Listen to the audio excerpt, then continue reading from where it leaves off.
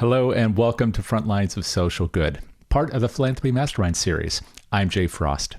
Today's program focuses on three forces reshaping the future of fundraising and philanthropy: artificial intelligence, corporate giving, and cryptocurrency. We'll begin with a live conversation with Emily Yu, Chief Partnerships and Program Officer at Newman's Own Foundation and founder of AI Priori, about how AI is transforming nonprofits, how they engage with donors, and design programs. Later in the show, we'll hear a pre-recorded conversation with Ann Connolly, author of Bitcoin and the Future of Fundraising, exploring how digital currencies and decentralized finance could change the way charitable organizations raise money. But first, let's take a look at some of the largest philanthropic gifts announced since our last episode and the top news impacting the nonprofit sector today. Here are the top 5 gifts since our last episode of this program on February 25. In reverse order, as always. Number 5 is a 4-way tie this time. Sutter Health received a $10 million gift from Ted and Pamela Deichel to establish the Deichel Family Pediatric Neonatal Transport Program, expanding critical care across transport services for newborns across Northern California. Penn Medicine received $10 million from Cynthia King, the late Jeffrey King, and Jason and Julie Borelli to establish the King Center for Lynch Syndrome, which will focus on research and treatment for hereditary cancer risk. The Tampa General Hospital Foundation received a $10 million contribution from Ian and Jean McCachnie to create the Ian and Jean McCachnie Immunotherapy Lab and support the Taneja Surgical Neuroscience and Transplant Tower. And finally, among those tied, the University of Mississippi Medical Center received $10 million from the Bauer Foundation to support a new cancer center and research institute. Coming in at number 4, the Slate Family Foundation announced a $25 million commitment in support of a new homelessness initiative led by St. Michael's Hospital's MAP Center for Urban Health Solutions and United Way Greater Toronto. Leaders involved in the project say homelessness in Toronto has doubled in the last 5 years, and the initiative aims to bring together data, research, and community partnerships to address the crisis. Number 3, cryptocurrency entrepreneur Ben Dalo pledged £20 million, or approximately $26.8 million to the London Institute for Mathematical Sciences. The gift includes £10 million provided immediately and another $10 million offered as matching funds as the Institute works to build a £60 million endowment to support fundamental research in mathematics and theoretical science. Number 2, philanthropists Neil and Annette Plowman are committing 150 million New Zealand dollars, or about $90 million through the Next Foundation to support environmental conservation projects across New Zealand over the next decade. And number 1, UCLA Health announced that philanthropists Stuart and Linda Resnick have made a $100 million gift, the largest gift in its health system's history for mental health care, to support a new neuropsychiatric hospital and expanded mental and behavioral health services. Now for some of the top stories of importance to the nonprofit sector. First up, the Association of Fundraising Professionals warns that the federal government plans to decommission the combined federal campaign's charity portal. AFP notes that the portal is the primary system nonprofits use to track donations and manage participation in the campaign, which has raised more than $8.7 billion for charities since it was established in 1961. The organization says shutting down the system prematurely could disrupt reporting and stewardship for thousands of nonprofits that rely on the campaign's infrastructure to manage federal workplace giving. As of today, the portal appears to remain open. In a separate matter related to the federal government, the National Council of Nonprofits reports that the General Services Administration has proposed new certifications that nonprofit organizations would need to sign before receiving federal funding through the government's grant management system. Nonprofit advocates say the language of the certifications, which focuses on DEI and related issues of interest to the current administration, could expose organizations to civil or criminal penalties if the government later determines that a policy requirement has been violated. The council warns that some nonprofits may decide the legal risks are too great, potentially limiting participation in federal programs that fund services such as disaster recovery, housing assistance, and workforce development. Technology is also reshaping how giving happens every single day. According to the nonprofit Times, cryptocurrency donations continued to grow in 2025, with Bitcoin and Ripple leading digital asset gifts to nonprofits. I just did a little introduction to Newman's Own, but I think that's a great place for us to start. I know you and I have chatted before, but Newman's Own is very familiar to many people, maybe in the grocery store, but not always in terms of its philanthropy, even though it's been so dramatic and so profound and and has had such impact. So could we begin by just asking you to talk a little bit about the foundation, not only its focus, but its scope and size?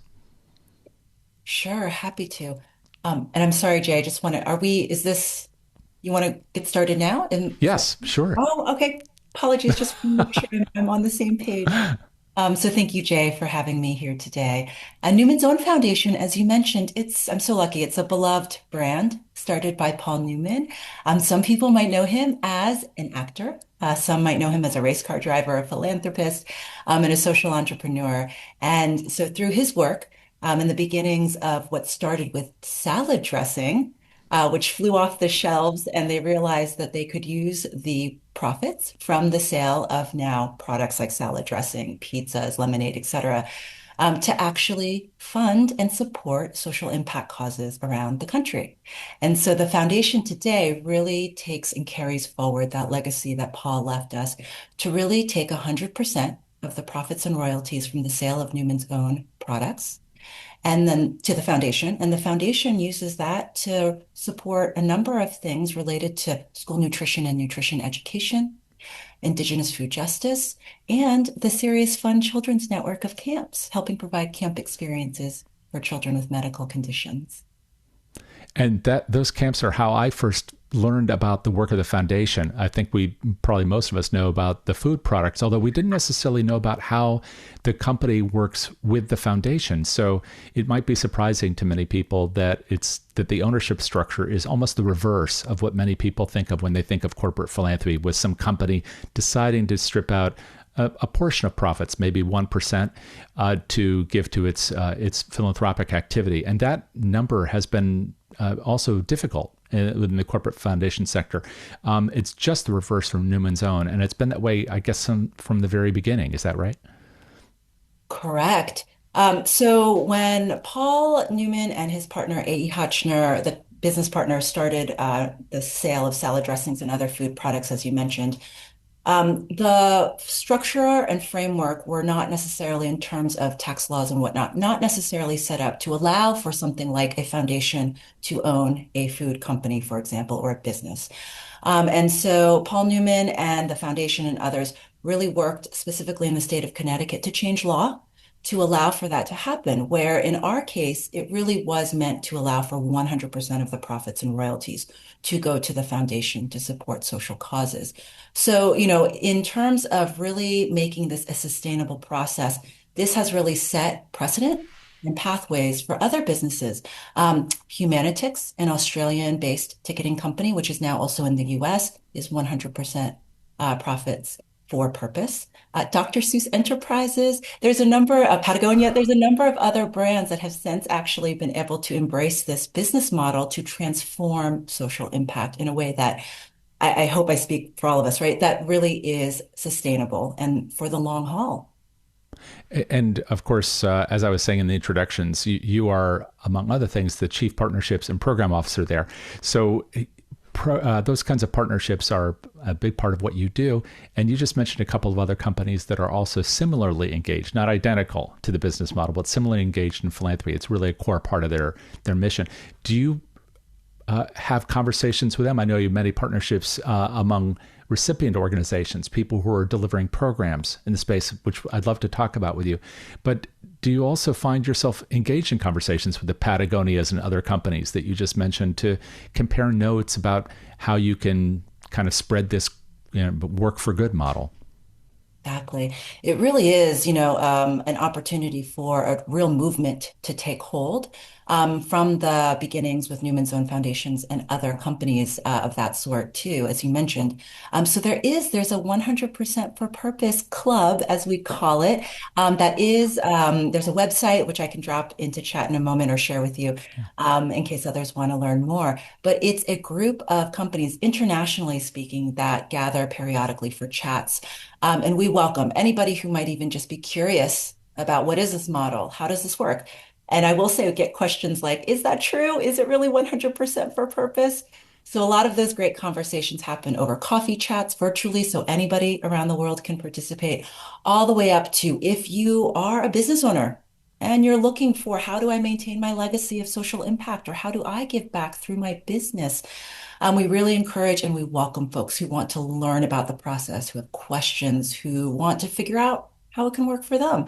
Anybody and everybody in between that spectrum is welcome into the club to learn more about what 100% for purpose really means and how they can activate in whatever way works for them.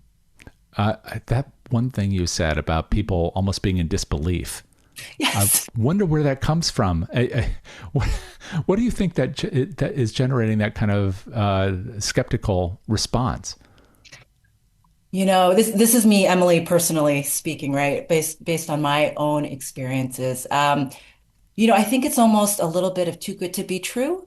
And I think we, as consumers, just on a day-to-day basis, are inundated with a number of messages. And the great and optimistic part of this is that there are a lot of companies and organizations and individuals even out there that want to do good and that want to translate dollars and really use the capitalist system to do good, to leverage their impact, to combine forces, etc. But the reality is, mixed in with all those companies that are walking the talk, so to speak, there are those that, may do a smaller percentage or may do something that claims to be one thing versus another. And, I'm just glad folks are embracing the message and the desire to do good. So I think everybody's welcome in this sort of shared goal. But it is interesting when you say 100% for purpose. There is this, how can that be? How can that really work? And so hopefully, Jay, Newman's Own Foundation is that proof in the pudding, right? It's Right. been around since the 1980s as the Newman's Own Food Company and then the foundation that follows. And we're still, working quite a bit. We have over right now, over 50, I'll just say core grantee partners. We have more than that, but 50 that we work with almost on a daily basis across the country that are doing great work and receiving funds from the foundation. But this model only works if the millions of consumers and individuals who care about social good and care about good products that taste good, and that have good ingredients, right? It only works if all three of those things, the taste, the value, and the purpose, all come together. Right. And so I think companies like Newman's Own Foundation and the foundation specifically, because again, I'm speaking on behalf of only the foundation, hopefully that can be proof that this model works. It is sustainable. You can hire the best people, you can put out the best products, and you can really have a social impact. Something I didn't think about before, and you and I had a chance to chat previously, and I didn't ask you about this, but I wonder, since the company, which you're not speaking for, is out there also representing this social good. That's a big part of its brand. If that is also a way that it extends that whole message, that the company itself through the products is itself spreading this idea that whatever you do, whatever kind of company one might own or operate, that you can also be engaged in this kind of work for good. Agreed. We all got together. I'm actually in the office right now. We all got together, the food company side and the foundation side, for what we have periodic town halls Mm. throughout the year where everybody can come together, share, learn, ask questions, etc. And so we're really working hard, again, me as Emily at the foundation side, but, just to share my experience from this meeting yesterday, really working hard to thread that needle and have that narrative that can really authentically reach and engage consumers and individuals who, as I mentioned before, right, they care, they want a product that tastes good. right? That has good ingredients. But then there is that wonderful, unique differentiator for us. It also does good, right? So it's kind of like when you pick that product up, we hope you not only feel good about what you're consuming and eating or drinking, but you feel good about what your purchase is doing. And, it is something that we hope resonates with folks continuing because I will say just candidly, right? A lot of folks in the younger generation, this doesn't apply to everybody, obviously, but with the passing of Paul Newman, not everybody has had a chance to see him in action or to see the legacy that he has now left with us at the company and at the foundation. So it is interesting. We're trying to, and it's been really exciting to try and introduce Paul and the products. And for me, the work of the foundation to new audiences who are just, excited to have a product that does all those things we just talked about and does good. Right, right. Even if they don't have an attachment, let's say, to the Mhm. face that started it all. We've been focusing a lot, of course, on the foundation for a good reason, and the partnerships that you have with others who share a kind of a similar mission focus. But the nonprofits is where you spend so much time and do so much work, and they're under a lot of real financial pressure right now. So, from your vantage point there at the foundation, what are you seeing, and how are organizations adapting, and maybe how are you helping them to adapt? There's a number of ways to respond to that because the nonprofits, I'll say the ones that we tend to work with and get calls from, for example, in the short term, there is we are trying to rework either a strategy, fundraising, or otherwise, because it could be programmatic related to funding. But dealing with cuts to funding, sort of at the root cause of this, is what is, precipitating a number of conversations now here at the foundation, where federal funding cuts, state and local funding cuts. And then also, I'll just be very frank with you, so then where does the nonprofit turn? They could turn to philanthropy, but I think as most folks watching this and you, Jay, know better than others, philanthropy, even in its abilities and resources, cannot fill what the federal government, for example, is funding and supporting. And so amongst those different pressure points, it's in an optimistic sense, an opportunity to try and figure out how do we get creative, how do we deviate from a plan and go down a different pathway. But the harsh reality, I just want to pause for a moment and reflect. The harsh reality is at the end of the day, while a program may be truncated or, a program may be terminated, et cetera, who is harmed by that, right? I want to sort of drive that thread all the way, that needle all the way through community members. It's our neighbors, it's our friends, it's our teacher at our school. So there is a real world consequence to this. So as it sits with us at the foundation, we are trying with our peers in the philanthropic space to figure out how do we take the resources we do have, how do we bring more in, how do we leverage those dollars? How do we pick up the phone and call unlikely and non-traditional partners to join and link arms with us to support community members, to create new pipelines of funding, and to create more resources and supports to wrap around the work that nonprofits are doing. So, in a short-term sense, that is a glimpse of what, at least from my perspective and experience, we are facing now from the philanthropic standpoint and that what the nonprofits are telling us they're experiencing right now.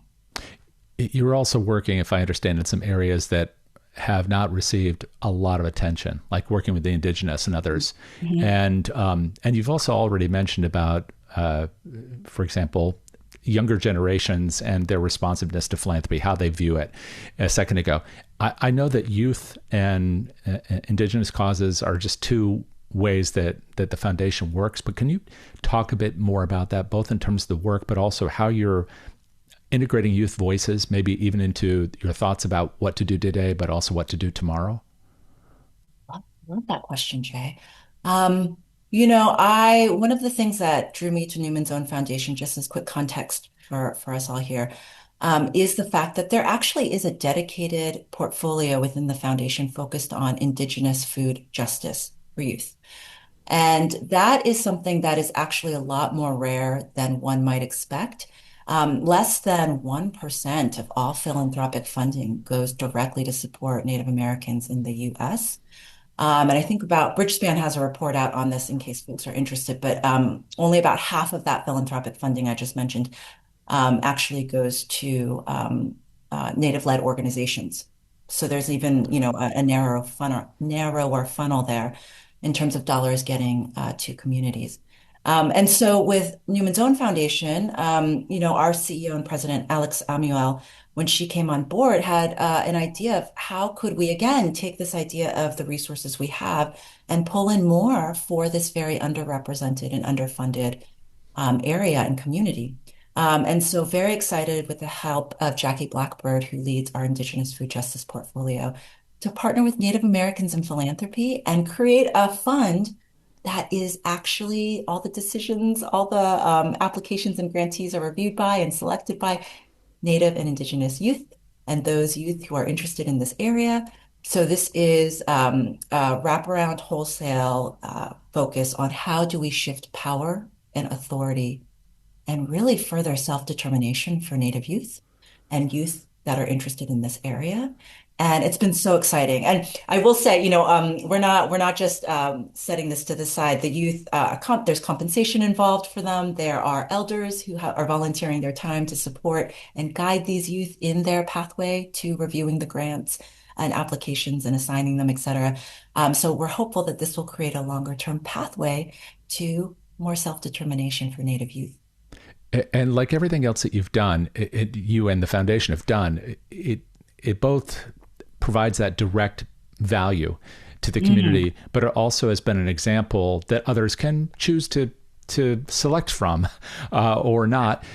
What have you seen other grant makers, other philanthropic entities say and do in response to that kind of model, especially the Indigenous, which is so under supported, youth, and things like what you just said, were actually compensating youth who are involved in that process. Are others starting to pick up that baton and run with it as well?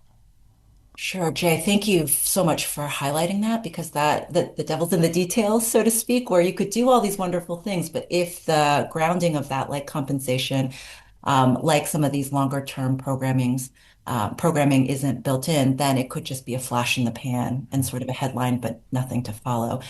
So we're really excited, and to be honest, this sort of collaboration and this fund idea. We are in great company. There are many other peers and allies in the philanthropic space who have done this or who will do this. I'm thinking, for example, of the Growing Justice Fund. For example, if folks are interested, they're wonderful, and we're not directly affiliated with that, which is why I raised them as another great example. They are working with folks who are leading nonprofits, who have farms, who have supply chain, roles, if you will, within agriculture and land justice issues, as well as nutrition and education, involves kids and adults, et cetera. But that group is actually the one that is taking funds from Rockefeller and other foundations as well, and other individuals who are contributing. And actually, they are the ones who determine who and where and what organizations receive that pool of funding. So the people closest to the challenges that we're all trying to address, who knows, who's going to know better than them where this money and these resources can do the most good. So Growing Justice is a great example. Native Americans and Philanthropy specific to Indigenous communities, a wonderful example. And they're aggregating, they're trying to pull together people to make 1 + 1 = 11. Right.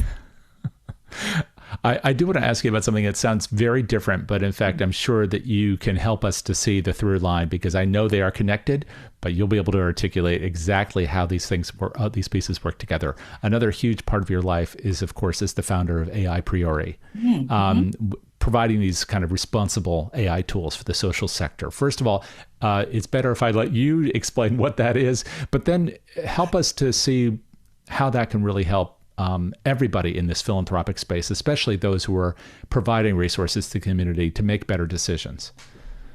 Happy to. And just that little asterisk disclaimer, AI Priori is separate from my Newman Stone Foundation work and role.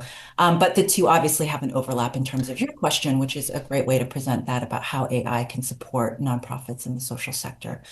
AI priori, back in 2022, I sort of had a glimmer of what was possible with AI as it related to my role as a program officer and thinking, oh my goodness, if I could use AI technology to help with things like low-hanging fruit, like helping me review content or synthesize content, all the way up to helping me design, develop, and deploy insights that because of just the sheer volume of content related to some of these issues, like school nutrition, nutrition education, like food insecurity, if I could use AI to just help me get sharper on insights and what I could do with XYZ, I thought that would be an interesting proposition. So set out back in 2022 to figure out what that looks like and what other people could use because I didn't want to just build something just for myself.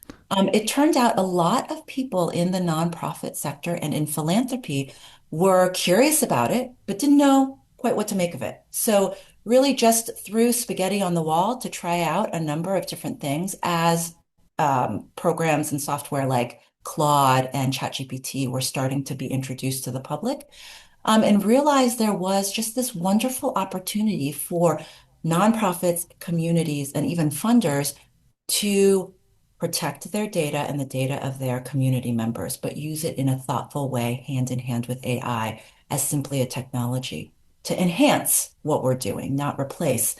And so ultimately, long story short, we're doing some fun things right now, like an application review wizard. So using AI to sit side by side with human reviewers on applications to help pull the needle through on hundreds of applications, right? Haven't we all wanted to say, oh my gosh, I've only reviewed 10, but I'm so curious what the other 500, what themes we can pull out? How can we make our application better? So it's things that when we look at volume and scale, what can AI do? But the net, and I will come full circle, Jay, to your question. The net with AI priori and why I do this is how do we center community voice in a responsible way using AI? That is my North Star. And so all these wraparound tools, functions, forms, et cetera, are all in service of that North Star. And it's been a wild ride, and there's still more to come. I think you and I were chatting every month, something new changes or shifts. So it's keeping us on our toes. Yeah, well, AI is a constantly moving target, and when you're building a whole entity around making sure that AI is responsible, is an ethical application of that technology, that must be especially challenging, given that the major platforms for AI they have been challenged with respect to whether or not they have embedded bias. But what you've just described is countering that.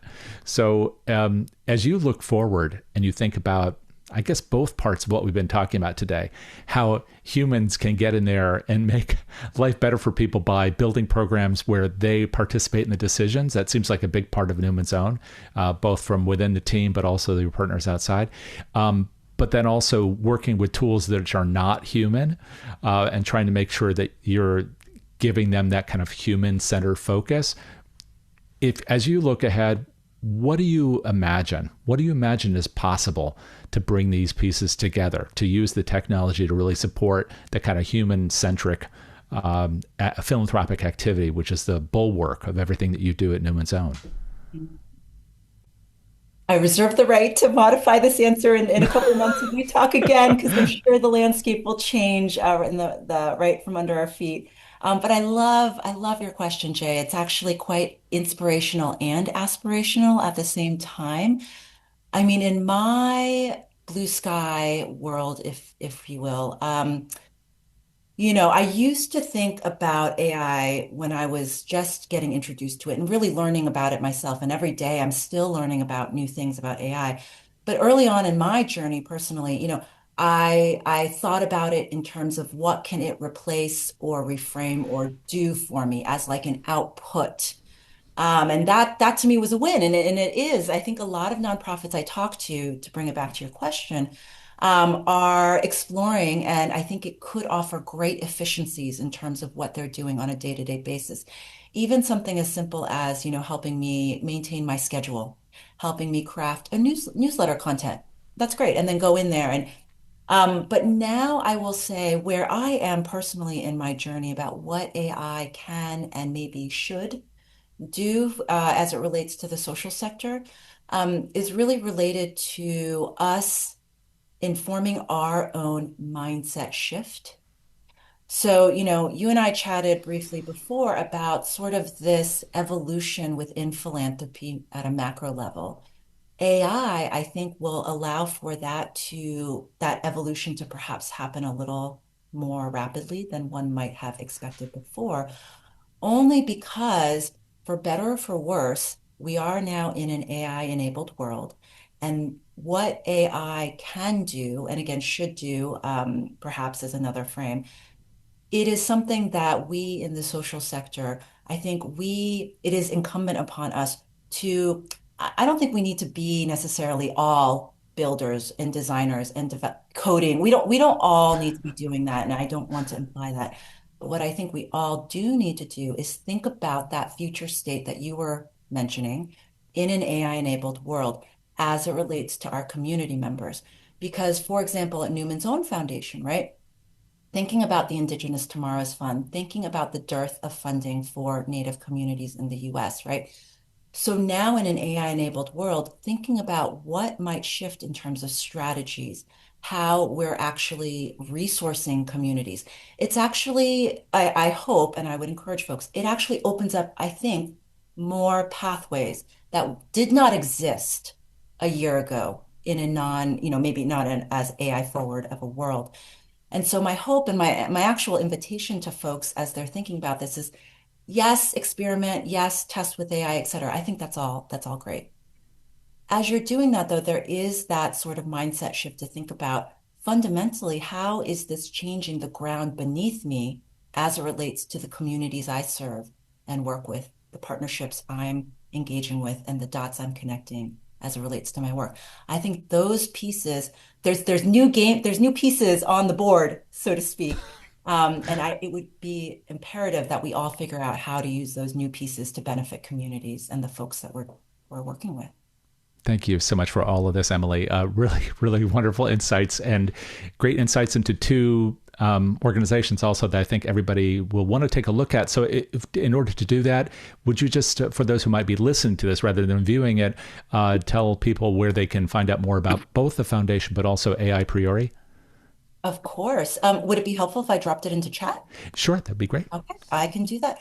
100% for purpose, I will drop in an AI priori and Newman's Own Foundation. My colleague Margot would I'd be remiss if I didn't mention we have a newsletter. So one easy Oh, way, Newman's Own Foundation. You can just sign up for the newsletter, and we have funding opportunities. We have all sorts of fun things and useful things for folks in your space. thank you. Thank you so much for all of this. Really appreciate it. You, I'll drop it into chat. Thank you so much for having me. Thank you, Emily. All right, folks. Well, so grateful that she could be here. And of course, we have more to come. So stick around for the next conversation, which is on kind of a related tech field. And that is the development of the way that nonprofits use digital assets and decentralized finance. So as we noted earlier during the news section, cryptocurrency donations have grown really quite significantly in recent years. I think one figure is about $2 billion that have flown through just two entities in the last few years. And a growing number of nonprofits, of course, are exploring how digital currencies fit into their fundraising strategies. So to help us understand exactly what's happening, I recently spoke with Ann Connolly, author of Bitcoin and the Future of Fundraising. Here is that conversation. So, Ann, thank you very much for being on the program. It's great to see you again. Yeah, thanks for having me. I know we're going to talk about a number of things, but I'd like to start by just talking with you about your book and also the current context for the book. So while it was released 5 years ago, I think it's as relevant to anybody in the nonprofit sector today as it was 5 years ago. In fact, I think the global crypto market, for example, is now measured in the trillions. I don't know if that was true 5 years ago. Let me No, start it there. certainly wasn't. The space has changed a lot in 5 years, both in terms of size, prices, but also in kind of the acceptance of it by traditional financial institutions and by the community, which is great to see.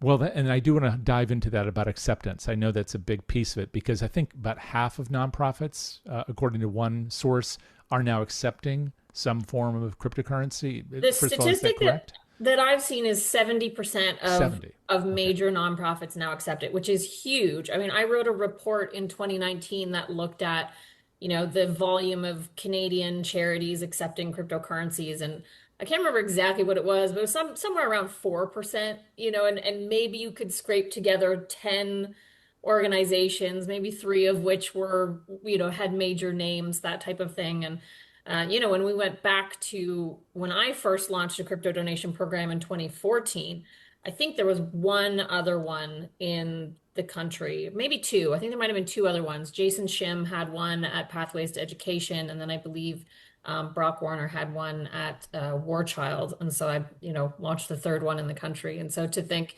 that we're at a place today where having a crypto donation program, it's not a nice to have, it's a must have, in the same way that charities had to adapt and start accepting credit cards, back when those first came out. So it's really great to see the progress that the industry has made.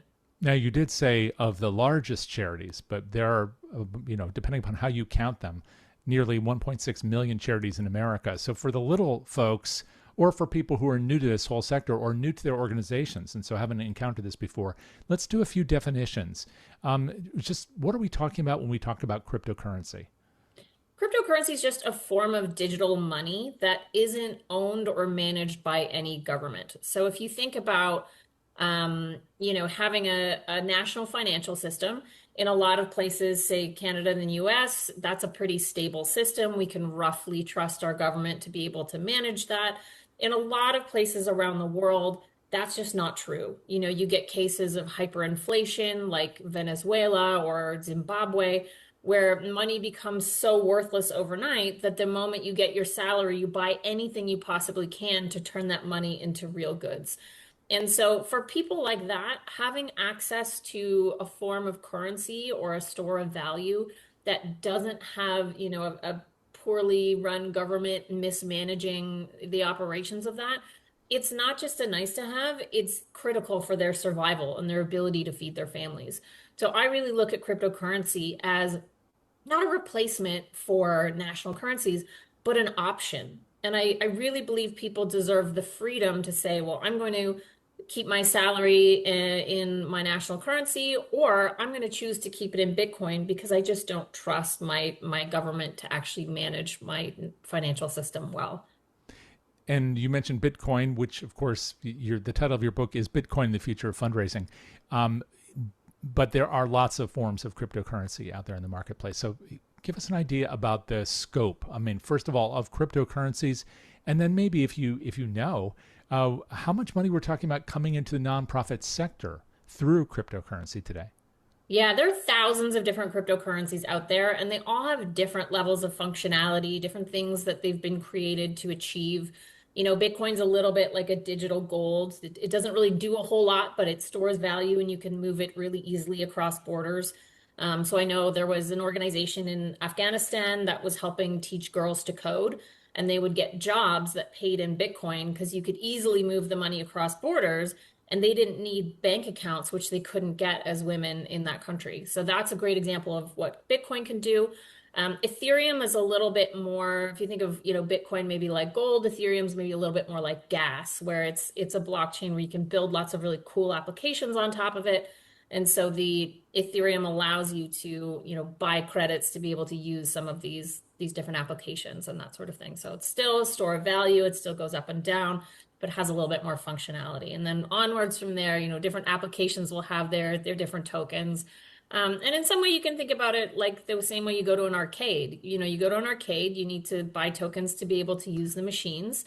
And, it's the same way with some of these crypto applications. You just have to buy their token to be able to use their application.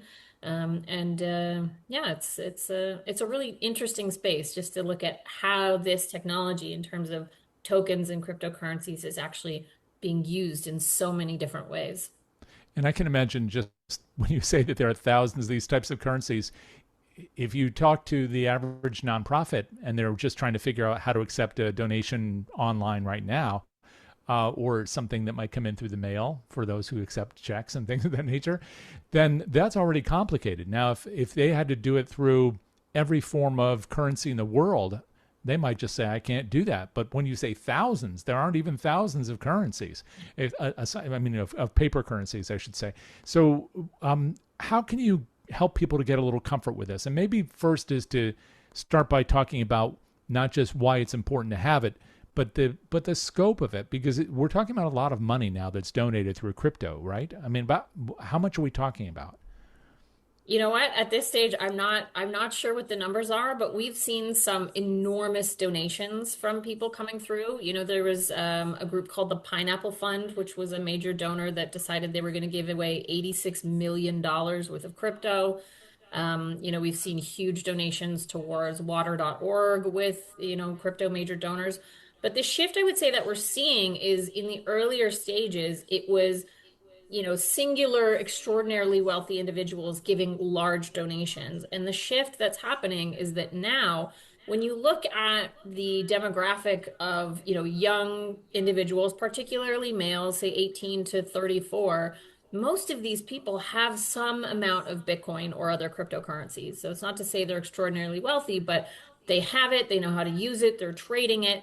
And so they're much more capable of using it to make donations, or much more likely to say, oh, well, I made a bit of money off of this trade. I'm going to give some of that away to charity. And so I think we're seeing this shift from Bitcoin being an opportunity to bring in major donors to now seeing it being an opportunity to bring in younger donors, and also to prove and show to your donor base that you're innovative and you're keeping up to speed with donor trends and what's happening.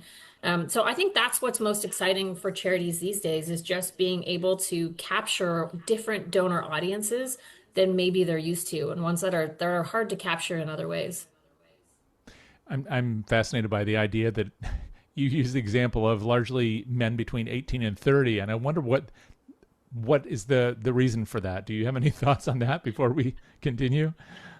I mean, there's a lot of reasons. You're seeing it's the intersection of two industries that are typically male dominated, finance and technology. Men are generally more interested in trading and that sort of thing. And what crypto does is it makes those sorts of technologies more accessible to people. So historically, if you were trading stocks, making up numbers here, you'd have to put, 6.95 to make a trade on whatever platform. And so, you needed money to do that. And with crypto, you can buy 25 cents worth of a token and trade it for free, or trade it for, a fraction of a penny. And so it just really makes it easier for people to get involved. And you don't need to be, backed by a big bank. And that's great also for people internationally who are unbanked. There's 4 billion people worldwide who are unbanked or underbanked. And maybe they have a little bit of money, but it's not enough for, any financial institution to take them on. And they've got hustle. They want to earn. They want to do something with their money, and crypto's giving them that opportunity. So you talked before about releasing the book and maybe the way the market's changed a little bit since then in just 5 years. And of course, a lot has happened. I mean, the market's grown considerably. What is the biggest change, and then what is it the nonprofits can do to sort of be aware of that, and then be more accepting of cryptocurrency? Yeah, the biggest change in the past 5 years certainly has been the adoption of crypto by the traditional financial system. So we saw the release of a number of ETFs. You're seeing major institutions buying, holding, trading cryptocurrencies. The stigma around it as being this sort of Wild West type of investment it's just not there anymore in the same way. And so a couple of things come as a result of that. First and foremost, the stigma around it, or the concern of stigma that charities typically had, where they said, well, we don't know about this. Is it being used for crime? That kind of thing. That's just gone away. You can't say we're a major charity and we're not accepting cryptocurrency when JP Morgan is launching crypto custody, later this year. So that excuse is kind of gone, which is great. It just makes it a lot easier for your innovative fundraisers to go to leadership and say, listen, This is not the branding concern it might have been in 2016, you know. So I think that's been great for the industry. And it's also meaning that because financial institutions are getting involved, we're seeing that the integration with crypto companies and banks is it's getting a lot smoother. So that, you know, you're able to transfer money more easily from the banking system to the crypto systems. Um, the user interface on all this stuff is a lot more friendly for normal type users. And that's great. It helps crypto grow, it helps charities accept more funds, and I think overall it's a win. Yeah, for organizations that are just getting started with trying to learn about this, besides being able to go out and get your book, which would be a great way to start, what are maybe the two or three things they can do right now to familiarize themselves and then set up a system to begin accepting crypto if they haven't done so already? Yeah, the number one piece of advice I give people is don't invest your money, invest your time. So spend an evening. You say, I'm going to dedicate 2 hours to opening a wallet, opening an exchange account, buying $1 worth of Bitcoin, and maybe donating it to a charity that I know to just see how it works and just become familiar with it. And I think once you get over the hump of, you know, sort of the fear of joining in, then everything becomes a lot easier to understand and a lot easier to, you know, convince other people that, hey, this is actually a great idea. Are there any warnings, any cautions at all in the current marketplace? I mean, I keep thinking about the thousands when you said that a moment ago. Are there any things that nonprofits should be on the lookout for to ensure that what they do and how they do it is aligned with their values as well as their legal obligations, but still open so that people can make gifts? Yeah, the biggest piece, I think, really just generally across the industry, and we're seeing this both in traditional finance and crypto, is the rise of scams. This is only going to get worse with AI, with you know, voice duplication services, this type of thing. I've fallen prey to scams. It happens to everybody, so it's just really a matter of making sure you're working with super reputable companies, having really good training for your staff around, you know, how to recognize phishing links, that type of thing. But just keeping your eyes open for that and setting up really good institutional structures so that you can avoid those types of things and mitigate, you know, the level of the risk if it does in fact go through. Is there a place that you go to, as kind of a go-to resource that's not a commercial resource necessarily, but one that people can turn to for information that keeps them up to date on both the opportunities and the threats? Hmm. There's not one source I can specifically think of at the moment. I mean, a lot of the conversation happens on Twitter or X now, as we call it, around kind of the latest and greatest in crypto. So it's a good spot to be. Um, I think generally just if you're smart about every email that comes in and looking at who it's from and questioning, it's really less of a having a knowledge base around it and having a skepticism about things that come through that maybe look a little bit off. And usually you can, you know, at first you're like, oh, I think this is okay. And then you dig in, you're like, maybe not, you know. So I think it's perhaps less of an education piece and more of a mindset piece. Sure, sure. Now, help us look ahead a little bit. I think you were surprised when I was asking you how long ago the book was released. Yeah. For most people, once again, it's going to be very new information. But I'm sure you're already looking ahead at what's happening tomorrow because you're in the thick of this stuff. So, what are you looking to discover yourself about the world of crypto and blockchain and how it might impact the third sector?